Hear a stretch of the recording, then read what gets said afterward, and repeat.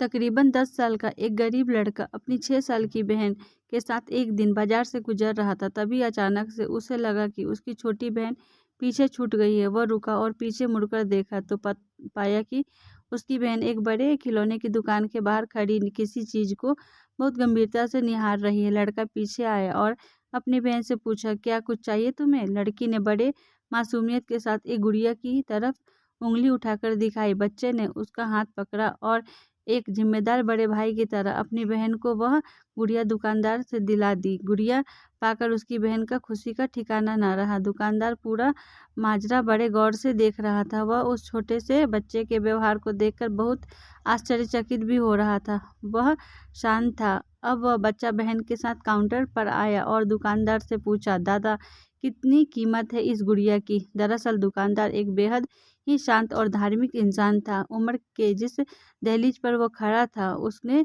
जीवन के कई उतार चढ़ाव देखे थे। संभवत उन्होंने बड़े प्यार से बच्चे के पीठ पर हाथ फेरते हुए पूछा, बताओ बेटे, तुम क्या दे सकते हो इस खिलौने की कीमत?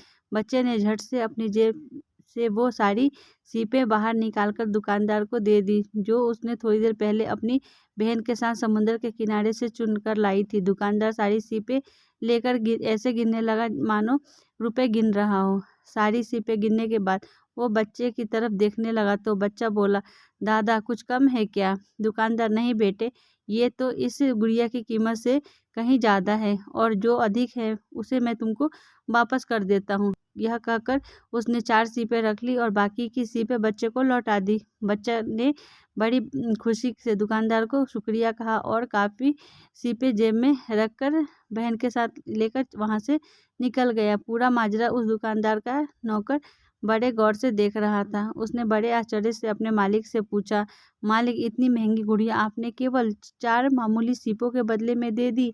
दुकानदार ने पहले बहुत लंबी सांस ली और फिर हंसते हुए बोला, हमारे लिए ये केवल सीप है, पर 10 साल के बच्चे के लिए बेहद ही मूल्यवान वस्तु है।